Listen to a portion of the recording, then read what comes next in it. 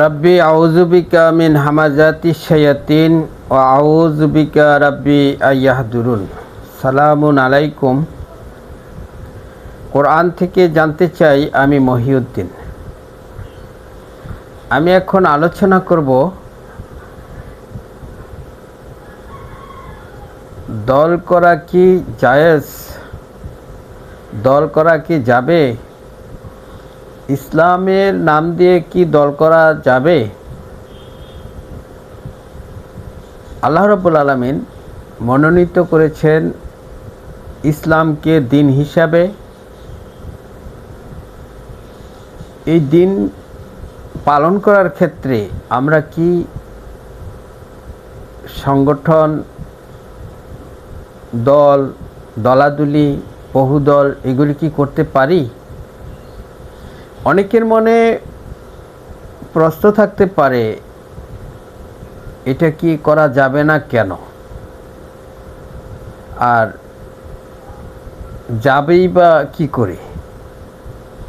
দেখুন, এই বিষয়টা সকলের কাছে পরিষ্কার যে আমরা আসলে কেউ না কেউ কোনো দলে সম্পৃক্ত আছি, কোনো তরিকা, মাযহাব অথবা কোনো সংগঠনের সাথে অথবা কোনো দলভুক্ত। এগুলি আসলে ইসলাম কি বলে এই ধরনের ব্যাপার, এই দলাদলির ব্যাপারে, সংগঠনের ব্যাপারে আমরা যেভাবে ওই দলবদ্ধভাবে জীবনযাপন করছি, যার যার দল পছন্দ সেই দল, একটা গ্রুপ, একটা বিশ্বাস নিয়ে, এগুলি কি আসলে ইসলাম দ্বারা কতটুকু সঠিক বা বেসঠিক, এগুলি কি আমরা জানতে পারি না কোরআন থেকে? কোরআন এই ব্যাপারে কি বলেছে সেগুলি কি আমাদের জানা উচিত নয় কি? ফাসাদের শাস্তি হচ্ছে মৃত্যুদণ্ড। সূরা নিসা 137, সূরা মায়েদা 33। ফাসাদের শাস্তি হচ্ছে মৃত্যুদণ্ড। আর মুরতাদের শাস্তি হচ্ছে তাদেরকে আল্লাহ রাব্বুল আলামিন সঠিক পথ দেখাবেন না, তাদেরকে তিনি ক্ষমা করবেন না। দেখুন, দলাদলি, বিশৃঙ্খলা কি দলাদলির কারণে যদি হয়, তাহলে তো দলাদলি করাটাও ফাসাদের অন্তর্ভুক্ত। আল্লাহ রাব্বুল আলামিন কোরআনে কি বলেছে তার বিধানে যারা কোরআন মানে তাদের উদ্দেশ্যে বলছি, আর যারা মানে না তাদের ব্যাপারটা আলাদা। দিনের ব্যাপারে কোনো জোর জবরদস্তি নাই। সূরা বাকারা 256 নম্বর আয়াত। তো কোনো জোর জবরদস্তি নাই। রাসূলকেও বলেছেন যে আপনি কি তাদের উপর জোর জবরদস্তি করবেন ঈমান আনার জন্য? সূরা ইউনুস আয়াত নম্বর 99। এভাবে কোরআনে অনেক কিছু বলে দেওয়া হয়েছে। তো যে কথাটা আলোচনার বিষয় আজকে, সেটি হচ্ছে যে দল করা কি জায়েজ, কোরআন কি বলেছে, ইসলাম কি বলেছে, ইসলামের নামে কি দল করা যায় কিনা। তো আমি কিছু আয়াত আপনাদের সামনে তেলাওয়াত করব, আপনারা এখান থেকে অনেক কিছু বুঝতে পারবেন বলে আমি আশা করি। আমি সূরা আল ইমরানের 102 থেকে আপনাদের সামনে তেলাওয়াত করব। দেখুন, হে যারা ঈমান এনেছ, তোমরা আল্লাহকে সেরূপ ভয় করো যেরূপ তাকে ভয় করা উচিত, আর তোমরা প্রকৃত মুসলিম না হয়ে কোনো অবস্থায় মৃত্যুবরণ করো না। 103 নম্বর আয়াতে বলা হয়েছে, আর তোমরা সবাই ঐক্যবদ্ধ হয়ে দৃঢ়ভাবে আল্লাহর রজ্জু ধারণ করো এবং পরস্পর বিচ্ছিন্ন হয়ে যেও না। আর স্মরণ করো আল্লাহর সে অনুগ্রহ যা তোমাদের উপর রয়েছে। তোমরা ছিলে পরস্পর শত্রু, আল্লাহ তোমাদের হৃদয়ে মহব্বত সৃষ্টি করেন, ফলে তার অনুগ্রহে তোমরা পরস্পর ভাই বাই হয়ে গেলে। তোমরা ছিলে এক অগ্নিকুণ্ডের কিনারায়, আল্লাহ তা থেকে তোমাদের রক্ষা করেন। এরূপে আল্লাহ তোমাদের জন্য স্বীয় নিদর্শনসমূহ সুস্পষ্টভাবে বর্ণনা করেন, যেন তোমরা সঠিক পথে চলতে পারো। 104 নম্বর আয়াতে বলা হয়েছে, আর তোমাদের মধ্যে এমন এক দল থাকা আবশ্যক, যারা মানুষের কল্যাণের দিকে আহ্বান করবে এবং আদেশ করবে ভালো কাজের আর নিষেধ করবে মন্দ কাজে। এরাই হলো সফল কাম। 105 নম্বর আয়াতে বলা হয়েছে, আর তোমরা তাদের মতো হইও না যারা বিচ্ছিন্ন হয়েছে এবং নিজেদের মধ্যে মতানৈক্য সৃষ্টি করেছে। তাদের কাছে সুস্পষ্ট প্রমাণ আসার পরও তাদের জন্য রয়েছে মহাশাস্তি। 106 নম্বর আয়াত, সেদিন কিছু চেহারা উজ্জ্বল হবে এবং কিছু চেহারা কালো হবে। যাদের চেহারা কালো হবে তাদের বলা হবে, তোমরা কি ঈমান আনার পর কুফরি করছিলে? সুতরাং তোমরা যে কুফরি করতে তার জন্য এখন স্বাদ গ্রহণ করো, আযাবের স্বাদ গ্রহণ করো। 107 নম্বর আয়াত, আর যাদের চেহারা উজ্জ্বল হবে তারা থাকবে আল্লাহর রহমতের মধ্যে, তাতে তাহারা চিরকাল থাকবে। 108 নম্বর আয়াত, এসব হলো আল্লাহর আয়াত, যা আমি আপনাকে যথাযথভাবে পাঠ করে শোনাচ্ছি। আল্লাহ বিশ্বাসীর প্রতি জুলুম করতে চান না। 109 নম্বর আয়াত, আসমান ও জমিনে যা কিছু আছে সবই আল্লাহর, আর যাবতীয় বিষয় আল্লাহর দিকেই প্রত্যাবর্তিত হবে। 110 নম্বর আয়াত, তোমরা হলে শ্রেষ্ঠ উম্মত, মানুষের হিতের জন্য তোমাদের উদ্ভব ঘটানো হয়েছে। তোমরা ভালো কাজের আদেশ করো, মন্দ কাজে নিষেধ করো এবং আল্লাহর প্রতি ঈমান রাখো। আহলে কিতাব যদি ঈমান আনতো তবে তা তাদের জন্য মঙ্গলকর হতো। তাদের মধ্যে কতক মুমিন, কিন্তু অধিকাংশ হলো পাপাচারী ও ফাসিক। তারা কখনো তোমাদের 111 নম্বর আয়াত, তারা কখনো তোমাদের কোনো ক্ষতি করতে পারবে না সামান্য কষ্ট দেওয়া ছাড়া। আর যদি তারা তোমাদের সাথে লড়াই করে তবে তারা তোমাদের পৃষ্ঠ প্রদর্শন করে পালাবে, তারপর তাদের কোনো রকম সাহায্য করা হবে না। এই আয়াতগুলি দিয়ে আমরা সুস্পষ্টভাবেই বুঝতে পারছি যে, একটু লক্ষ্য করুন যে 102 নম্বর আয়াতে বলা হয়েছে, সারেন্ডার করো, আত্মসমর্পণ করে মৃত্যুবরণ করো। কখনো আত্মসমর্পণ না করে কিন্তু মৃত্যুবরণ করিও না। এই আত্মসমর্পণ করাটা হচ্ছে মুসলিম, অর্থাৎ নিজেকে সারেন্ডার করে দেওয়া। দেখুন, এই আত্মসমর্পণ আল্লাহর কাছে করতে বলা হয়েছে। এরপর দুনিয়াতে যদি কেউ ফাসাদ সৃষ্টি করে তাহলে সেও কিন্তু আত্মসমর্পণ করা না পর্যন্ত তার সাথে লড়াই করতে হবে, তাকে শাস্তির আওতায় আনতে হবে। ফাসাদ সৃষ্টিটা কি সেটা আপনারা জেনে থাকবেন। আমার এই অল্প সময়ের আলোচনায় আপনাদেরকে ফাসাদ বিস্তারিত বোঝানো সম্ভব নয়। দেখুন, এই 103 নম্বর আয়াতে যে কথাটা বলা হয়েছে সেটি হচ্ছে সবচেয়ে মূল্যবান কথা। সেটি হচ্ছে যে তোমরা আল্লাহর রজ্জুকে, ওহে যারা ঈমান এনেছ, ঈমানদারদেরকে বলেছে, যারা বিশ্বাসী হয়েছ, বিশ্বাস করো গায়েবে আল্লাহর প্রতি, পরকালের প্রতি, তাদেরকে বলা হয়েছে তোমরা ঐক্যবদ্ধভাবে আল্লাহর রজ্জুকে ধারণ করো, পরস্পর বিচ্ছিন্ন হইও না।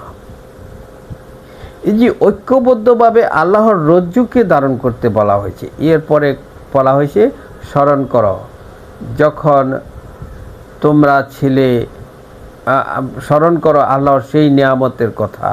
ঈমানদারদেরকে লক্ষ্য করে বলছে, যারা আল্লাহর রজ্জুকে ধারণ করেছে তাদেরকে বলছে যে স্মরণ করো আল্লাহর সেই নিয়ামতের কথা, যখন তোমরা ছিলে পরস্পর শত্রু, আল্লাহ তোমাদের দিলের মধ্যে মহব্বত সৃষ্টি করে দিলেন, ফলে তোমরা বাই বাই হয়ে গেলে। তোমরা ছিলে অগ্নিকুণ্ডের কিনারায়, অর্থাৎ জাহান্নামী, আল্লাহর রজ্জু ধারণ না করার কারণে তোমরা ছিলে জাহান্নামী। সেখান থেকে তিনি তোমাদেরকে উদ্ধার করলেন, রক্ষা করলেন, দয়া করলেন, ঈমানের দিকে নিয়ে আসলেন, অর্থাৎ আল্লাহর কোরআনের দিকে। এই কারণে যে তোমরা ঐক্যবদ্ধভাবে আল্লাহর রজ্জুকে ধারণ করেছো, সেই জন্য এই যে ঐক্যবদ্ধভাবে আল্লাহর রজ্জুকে ধারণ করতে বলা হয়েছে। এরপরে দেখুন, যারা বিচ্ছিন্ন হয়েছে দলে দলে, তাদের মতো হইও না। এই যে কথাগুলি আল্লাহ রাব্বুল আলামিন বলেছেন, এতে করে কি বোঝা যায় একটু চিন্তা করুন তো। আমরা কি দল গঠন করতে পারি? ঐক্যবদ্ধ থাকার নামে কি আমরা এই দল গঠন করতে পারি? ঐক্যবদ্ধ থাকতে বলা হয়েছে কোরআনকে আঁকড়ে ধরে, আল্লাহর রজ্জুকে। এই কোরআন মেনে চলার জন্য আমাদের কোনো অনৈক্য নাই যে আমরা দলে দলে বিভক্ত হয়ে কোরআনকে মানব, এরকম অপশন কোরআন দেয় নাই। হ্যাঁ, কোরআন বোঝার জন্য আমরা পর্যালোচনা করতে বলে দেওয়া হয়েছে। তোমরা কি বুঝো না? তোমরা কি চিন্তা করো না? তোমাদের মনে কি তালা আছে নাকি? সূরা মুহাম্মদের 47 নম্বর, মুহাম্মদের 24 নম্বর আয়াত। তো দেখুন, এই যে আল্লাহ রাব্বুল আলামিন কথাগুলি বলেছেন, এই কথাগুলি দিয়ে কি আমরা কি বুঝতে পারি না যে আমরা বহুদলে বিভক্ত হতে নিষেধ করেছেন? এখন অনেকে বলতে পারেন যে তাহলে আমরা কি দল গঠন করে ভুল করেছি? আপনারা একটু চিন্তা করেন তো, ভুল করেছেন না সঠিক করেছেন? এখন কোরআনকে আঁকড়ে ধরতে বলা হয়েছে সূরা আল ইমরানের 103 নম্বর আয়াতে। তো কোরআনকে আঁকড়ে ধরলে এই কোরআন থেকে আমাদের নিতে হবে ইসলাম। এই কোরআন মেনেই আমাদেরকে হতে হবে মুসলিম। এই কোরআনকে আঁকড়ে ধরেই আমাদেরকে থাকতে হবে।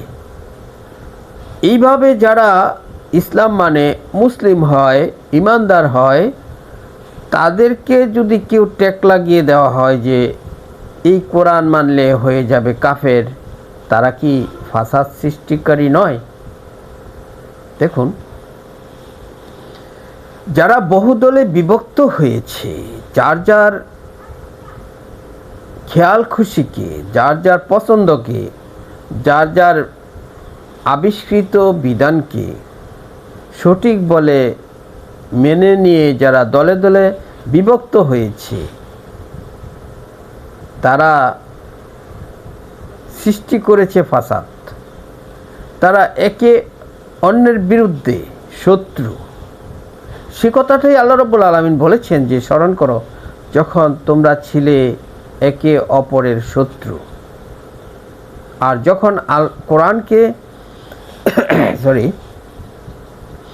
যখন কোরআনকে আঁকড়ে ধরা হলো, তখন আল্লাহ রাব্বুল আলামিন দয়া করে তাদের দিলের মধ্যে মহব্বত সৃষ্টি করে দিলেন, এবং ফলে তারা হয়ে গেল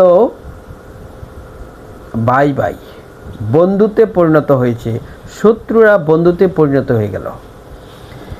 তো আমি যে কথাটা বলতে চাচ্ছি সেটি হচ্ছে যে এই যে দল করে বিভক্ত হয়ে শত্রু হচ্ছি, আল্লাহ রাব্বুল আলামিন বলছেন কোরআনকে আঁকড়ে ধরলে হয়ে যাবে বন্ধু, তারাই যারা শত্রুতে পরিণত হয়েছে। তো কথা থেকে পরিষ্কার করে বোঝা যায় যে বহুদলে বিভক্ত হওয়া এবং দল গঠন করা, এগুলি কোরআন অ্যালাউ করে না। কোরআন বলে যে আল্লাহর কোরআনকে রজ্জুকে আঁকড়ে ধরো, ঐক্যবদ্ধভাবে পরস্পর বিচ্ছিন্ন হয়েও না। তোমরা সর্বোত্তম জাতি, তোমরা সৎ কাজের আদেশ করবে, অসৎ কাজের নিষেধ করবে। এখন কেউ যদি সৎ কাজের আদেশ না করে, অসৎ কাজের নিষেধ না করে, তাহলে সে নিকৃষ্ট জাতি। উত্তম জাতি হচ্ছে তারাই যারা ভালো কাজ চালু করে, মন্দ কাজ বন্ধ করে। এখন আসুন আমরা এই দেখি যে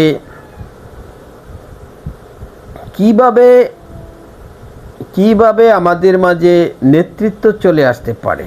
এই ব্যাপারে আল্লাহ রাব্বুল আলামিন বলেছেন, তিনি যাকে ক্ষমতা দেন। অর্থাৎ সূরা হজ্জের 41 নম্বর আয়াত পড়ে দেখেন, আমি যাদেরকে ক্ষমতা দিই তারা সালাত কায়েম করবে, যাকাত আদায় করবে, ভালো কাজ চালু করবে, মন্দ কাজ বন্ধ করবে। এটি হচ্ছে তাদের দায়িত্ব। তারা সেটা করবে যাদেরকে আল্লাহ ক্ষমতা দেন। আল্লাহ কিভাবে ক্ষমতা দেন? আল্লাহ যাকে ইচ্ছা তাকে তিনি ক্ষমতা দেন, যাকে ইচ্ছা তাকে তিনি ক্ষমতা থেকে নামিয়ে দেন, যাকে ইচ্ছা তাকে তিনি ইজ্জত দেন, যাকে ইচ্ছা বেয়াজ্জতি করেন। আল্লাহ যা ইচ্ছা তাই করে থাকেন। কিভাবে করবেন? এখন আপনারা বলবেন যে আমি যদি এইভাবে আমার দলকে শক্তিশালী না করি তাহলে আমি কিভাবে ক্ষমতা পাবো? আল্লাহ তো এই কথা বলেন নাই। আল্লাহ বলেছেন, তোমরা আল্লাহর কোরআনকে আঁকড়ে ধরো, আল্লাহর কোরআনকে মেনে চলার জন্য সকলে মিলে ঐক্যবদ্ধ থাকো, আল্লাহর কোরআন কেন্দ্রিক ঐক্যবদ্ধ হও। এখানে কোনো ব্যক্তি কেন্দ্রিক, কোনো মাযহাব কেন্দ্রিক, তরিকা কেন্দ্রিক, কোনো পীর কেন্দ্রিক, কোনো তরিকা কেন্দ্রিক, অমুক ব্যক্তি কেন্দ্রিক, কারো আদর্শ কেন্দ্রিক, কারো এই ধরনের কিছুকে কেন্দ্র করে ঐক্যবদ্ধ হওয়ার কথা আল্লাহ রাব্বুল আলামিন বলেন নাই। তিনি বলেছেন এই আল্লাহর রজ্জুকে কেন্দ্র করে, আল্লাহর রজ্জুকে ধারণ করতে ঐক্যবদ্ধভাবে। তাহলে আমরা আল্লাহর রজ্জুকে ধারণ করব। এখন আসুন এই যে নেতৃত্বটা কিভাবে আসবে, সে কথাটা হচ্ছে যে তিনি যাকে ক্ষমতা দেন তারা কায়েম করবে ভালো কাজ, সালাত কায়েম করবে, যাকাত আদায় করবে, ভালো কাজ চালু করবে, মন্দ কাজ বন্ধ করবে। সূরা হজ্জের 41। আর সূরা নিসার 59 নম্বর আয়াতে বলেছেন, আনুগত্য করো আল্লাহর রাসূলের এবং তোমাদের মধ্যে যারা ফয়সালা করার ক্ষমতা রাখে, ফয়সালা করার অধিকারী হয়, অর্থাৎ বিচার ফয়সালা যাদের ক্ষমতা থাকে, এরকম ব্যক্তির আনুগত্য করো। যদি মতানৈক্য দেখা দেয় তাহলে ফিরে আসো আল্লাহ এবং তার রাসূলের দিকে। তো আল্লাহ এবং রাসূলের দিকে ফিরে আসা মানে হচ্ছে আল্লাহর বিধানের কাছে ফিরে আসা, আল্লাহর বিধান যথাযথভাবে মেনে চলা।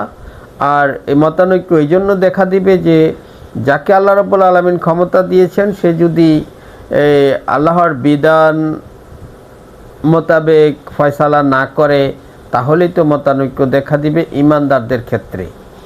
তো সেজন্য তার আনুগত্য করা যাবে না। সে যদি তোমাদের মধ্যে যদি সেই মতানৈক্যটা দেখা দেয় যে সে আল্লাহর বিধান মতো বিচার ফয়সালা করছে না, অর্থাৎ ভালো কাজ চালু করছে না, মন্দ কাজ বন্ধ করছে না, ভালো কাজ চালু করার পরিবর্তে সে মন্দ কাজ চালু করছে, এরকমটি দেখা দিলে, তো দেখুন ভালো কাজ এবং মন্দ কাজ এটা সকলেই আমরা বুঝি যে ভালো কাজটা সকলের জন্যই ভালো, মন্দ কাজ সকলের জন্যই মন্দ। এই ভালো কাজ কোনো ঈমানদার যদি না করে তাহলে সে জান্নাতে যেতে পারবে না। এই সৎ কাজ তাকে করতে হবে। আর কেউ যদি সৎ কাজ করে, ভালো কাজ করে, আর যদি ঈমান না থাকে তাহলে সে জান্নাতে যেতে পারবে না। জান্নাতে যাওয়ার জন্য শর্ত দুটাই লাগবে। একটি হচ্ছে ঈমান, পরকালের প্রতি, আল্লাহর প্রতি অর্থাৎ গায়েবের প্রতি, আর দ্বিতীয়টি হচ্ছে সৎকর্ম, ভালো কাজগুলি। তো কোনো ক্ষমতাসীন ব্যক্তি, কোনো ক্ষমতাধর ব্যক্তিরা যদি সেই ভালো কাজগুলি চালু না করে তাহলে তারা জাহান্নামে যাবে, আর ঈমান না থাকলেও যাবে। আর ঈমান না থাকলেও তারা ভালো কাজ করতে পারবে এবং করতে বাধ্য। যদি না করে তাহলে তাদের বিরুদ্ধে ঈমানদাররা চলে যাবে, তারা ভালো কাজের পক্ষে থাকবে। তো এই বিষয়টা আমি আপনাদের সামনে তুলে ধরেছি। এটাই যে মূল বক্তব্যটা, সেটি হচ্ছে যে আমরা এই যে দলে দলে বিভক্ত হয়ে অমুকে বলছে এদিকে আসো, সঠিক পথে আসি, সঠিক পথ পাবে, অমুকে বলছে, অমুক দল বলছে, অমুক গ্রুপ বলছে, অমুক ধর্ম বলছে, যারাই বলছে, যার যার দিকে আহ্বান করছে।